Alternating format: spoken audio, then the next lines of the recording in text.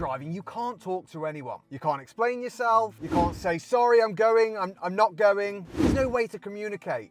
Bob, I'm pulling out now, mate. Just hold on, wait for me. And that's why other drivers get confused, annoyed, don't know what you're doing, and they end up doing silly things around you. And this often leads to someone having a bit of a hiccup, or worse, failing your driving test. So instead, our car has to do the talking for us. So my promise to you guys is by the end of this video, you are going to have a far better idea of how to read what other cars are doing, and more importantly, help them read what you're planning to do. This is going to make you guys far better drivers. Now, in my eyes, there are three main forms of communication when we drive. And the first is the obvious one, which is, of course, the indicators. Now, one of the first questions when I ask anyone, what are the indicators for? They normally say to tell other people what we're doing, or because we're supposed to. And they're both not bad answers, but there's plenty of ways that people can see what you're doing without an indicator.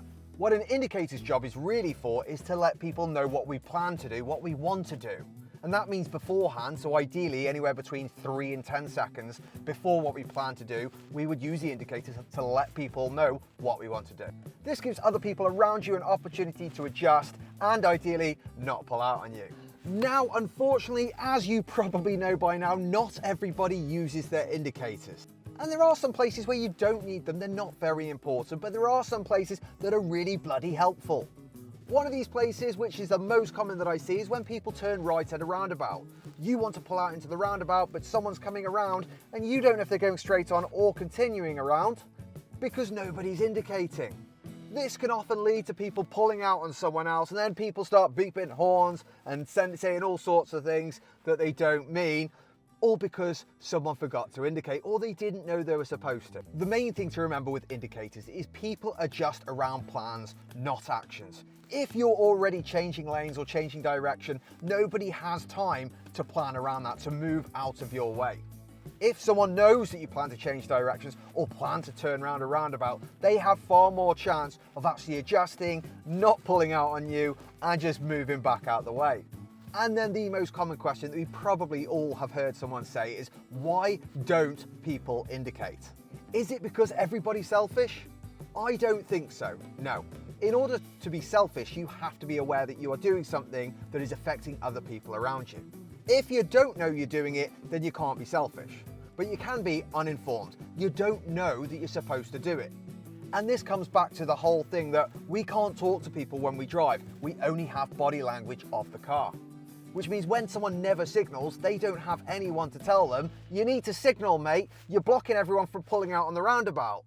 And because no one ever tells them and it never affects them because they're already gone when the other person's shouting down the road, they never change. So for the next 20, 30 years, for the rest of their driving life, they will never ever signal right round a roundabout. By the way, if this has been helpful so far, if you've learned something here that's genuinely helped you, and you feel like you've been taught in a slightly different way to the normal way that you've been taught, if you want to genuinely help me, leave a comment, just let me know. This is helping Josh, that is why I do it. The next form of communication in driving, and arguably in my opinion the most important, is our positioning. And I'll tell you why I say that I think it's probably the most important. It's because, as we know, even when someone doesn't brake when they're supposed to brake, even when someone doesn't signal when they're supposed to signal, you can tell 9 times out of 10 what someone is doing just by learning the positioning of the car. Now, what I'm about to teach you is known as the biker mindset. If you've got a motorbike, you'll know exactly what I'm talking about. When we drive, there are 3 positions in the road. The first one is position 1, and this is right by the curb. If anyone's in position 1, like this white car in front of us, you know immediately, without overthinking it, they are in a parked position. Next, we have position 2. This is where I am at the moment. I'm in the center of the road. There's no one around, by the way. I'm on a very quiet road. Position 2 is a normal driving position. It doesn't matter how far someone away is, you will automatically know from their position in the road that person is driving down the road. You would never expect someone to stop here like I have. Now, position 3 is right by the white line. Position 3 is where you would be if you're planning to 1, turn right, or 2, go around a parked vehicle. You're preparing to go around a parked vehicle because I'm not invading their side of the road, but I've got good visibility down the side.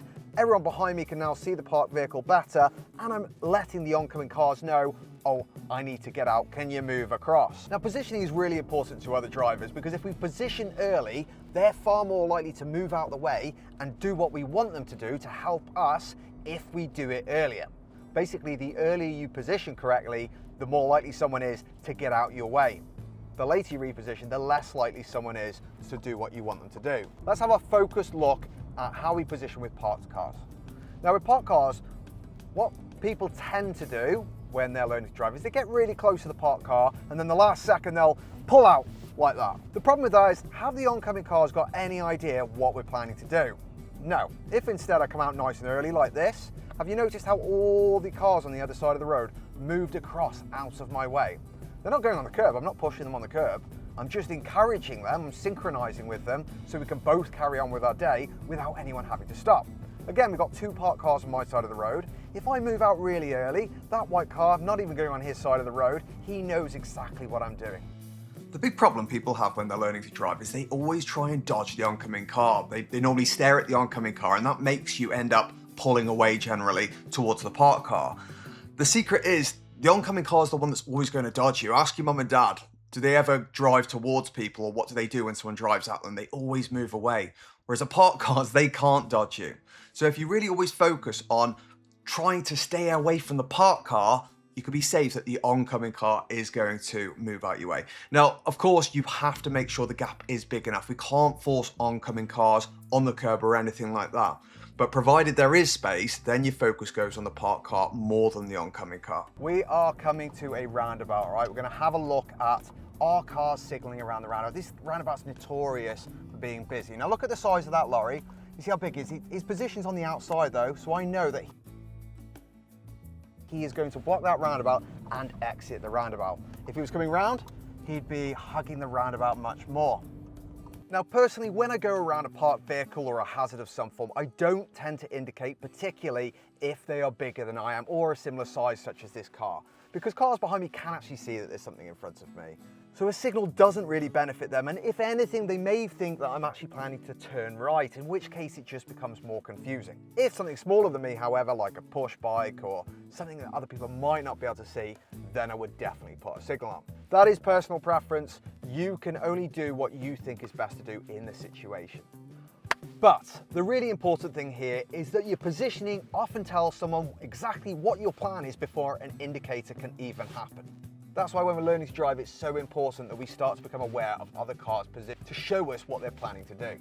And the final form of communication is brake lights and speed. Brake lights and speed reinforce what someone plans to do.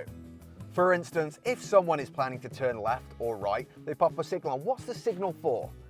Most people would think it's actually to let us know that they are turning, but that's not really important. This car here, for instance, isn't important that we know that he's turning left. What is he also going to do when he plans to turn left? He's going to slow down. So what form of communication does he then do? He'll then do the brake lights. This reinforces to us that car is definitely slowing down. What do we need to do? We also need to slow down.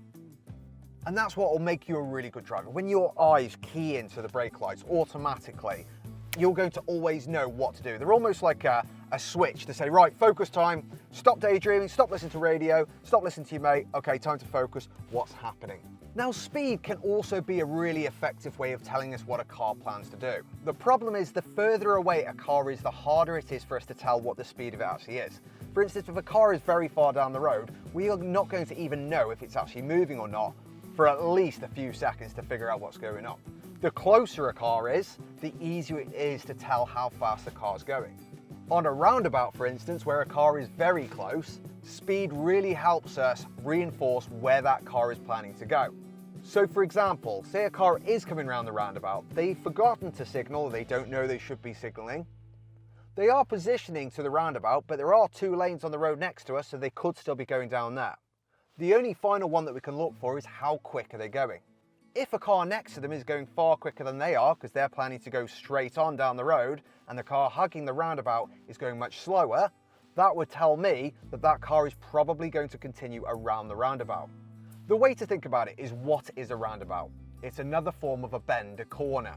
And what do we tend to do when we get to a bend or a corner? Hopefully you're saying slow down. And that's exactly what most people do going around the roundabout, because they don't want to crash the car, so they tend to go a bit slower than they would if they were going straight on. This really helps us when we get to roundabouts and trying to judge if we can go or not, figure out what those other cars are doing around us. Now, I promised at the beginning, I would help you get better at judging what other cars are doing and hopefully help you understand what you should be doing.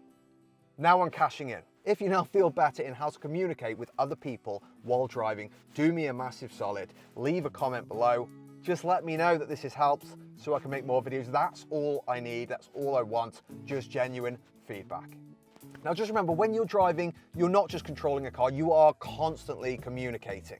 If other drivers can read you, then they can trust you. If they can't read you, they don't know what you're doing, then they're not going to trust you. And this is going to make life on the road far more awkward. When you get those people constantly overtaking just you, there's a good reason for that. It's because you become unpredictable, you're not doing what they expect you to do on the road, and this makes everyone's life much harder. Absolutely fine while we're learning to drive, but that's the aim. That's what we're aiming all of that experience for, to get as normal as possible on the roads. Now, if you want a little bit more help with either your driving test or just getting more confident with driving, have a look at my test routes or my online driving course, or both. Less than the cost of one driving lesson, massively going to help boost your confidence, hopefully cut down on your lessons and increase your chances of passing your driving test, which we all know is very stressful. Now, as a bonus, don't tell anyone, there is a fourth form of communication, and there's a series of communications. And the first one, if anyone's watched Stranger Things, is the sit on my fat one. Excuse the words. Hopefully you know what this means, but it generally means you've done something bad that someone doesn't like, so probably don't do that again. Then there is the flash. If someone's flashing you, what does it mean? Well, it does tend to mean go. Now, we don't tend to use these forms of communication, as you can imagine, that one for a good reason. The flashing can be very easily misinterpreted, so this is why it's not recommended. Including myself, I had someone pull out when someone flashed us, but didn't look the other way, and you've got a freaking caravan plowing down the road, which, you know, nearly hit us if I hadn't slammed the brakes on. And that's why we don't teach learners, people learning to drive, to do it. And I wouldn't recommend it until you've really thought about it, because it's very easy, this intent, to let other people know that you want to do something when actually maybe you're just saying hi to Bob down the road. So be very careful with that one. The other one is the wave. Wave in, go on mate, go on. Just be careful, because if other people see you waving, make sure they don't think it's for you as well. And then there's the thank you wave as well. Thanks, mate. Very nice, good, but again, just make sure you're not confusing people. And not always recommended on your driving test, because you're sometimes taking a hand off the wheel when you don't need to. Now, you don't need to say thank you to people. In fact, at night time, I would say do not say thank you to them. Imagine that they know you are thankful. Even wave, even though it's dark, to make yourself feel better. What I wouldn't do is flash people in the dark. I'm just mentioning it because it drives me bonkers. People flashing me when it's pitch black. Now I'm completely freaking blind. All because I was kind and I let them go when I shouldn't have. And now I'm blind because of it. Just think about that. Next time someone flashes you and you think, oh, I am feeling a bit blind.